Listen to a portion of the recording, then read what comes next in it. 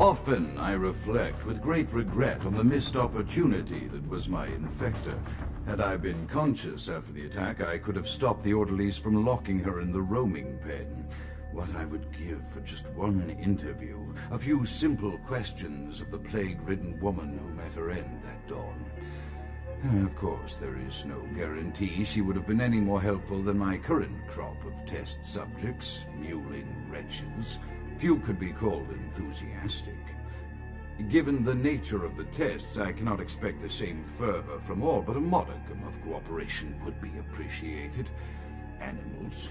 The one called John went so far as to gnaw off his arm and escape into the floorboards like some feral rodent. I still hear him scurrying about at night. He must be making an atrocious mess in there.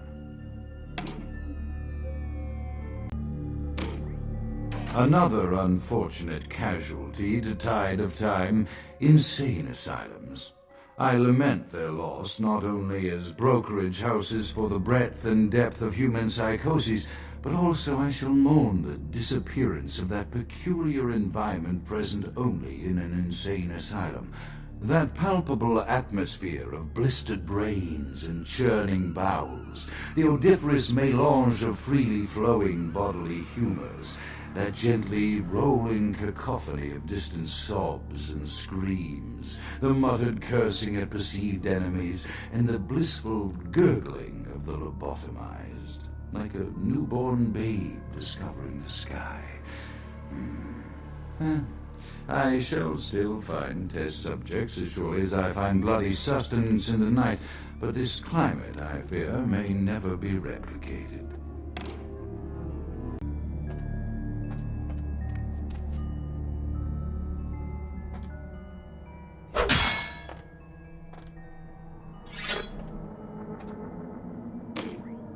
My studies proceed at a languid pace. I'm mired in a foul ennui as my wife's illness advances.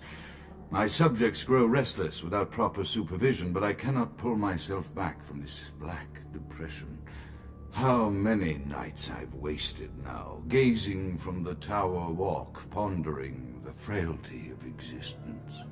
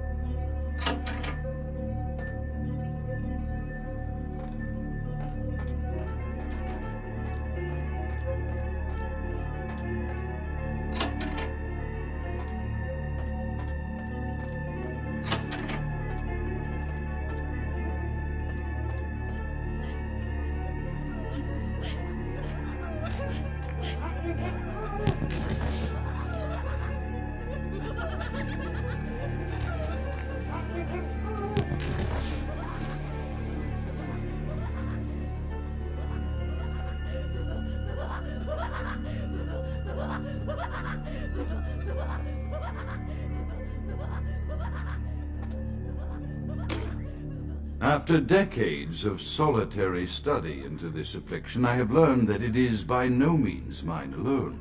Indeed, the city is home to an entire society of similarly afflicted individuals with whom I've only recently made contact. They are an understandably standoffish sort, by and large, but I have been able to confirm with them that the condition is indeed vampirism, which apparently comes in a multitude of strains, each with a spectacular set of symptoms such as invisibility and even a sort of lycanthropy. Through numerous official interactions with the governing body of this secret society, I have concluded that their fundamental understanding of the vampiric condition is woefully lacking and mired in suspicion and pseudo-religious dogma that would make a Turk balk for its strictures. Indeed, they seemed impressed with my studies and the eloquence with which I was able to present them.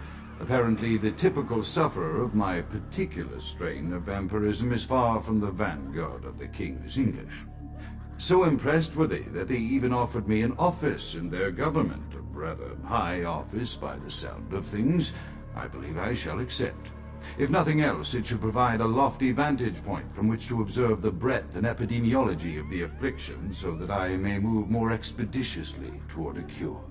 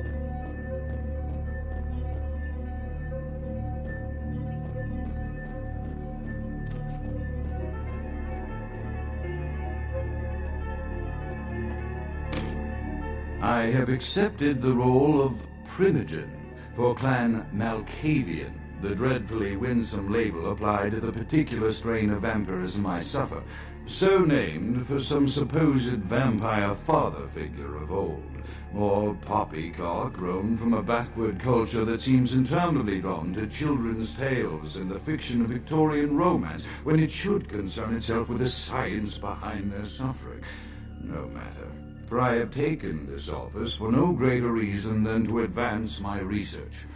I must make mention, however, that even among my would-be peers in this governing body of vampires, the level of paranoia and superstition is frightening.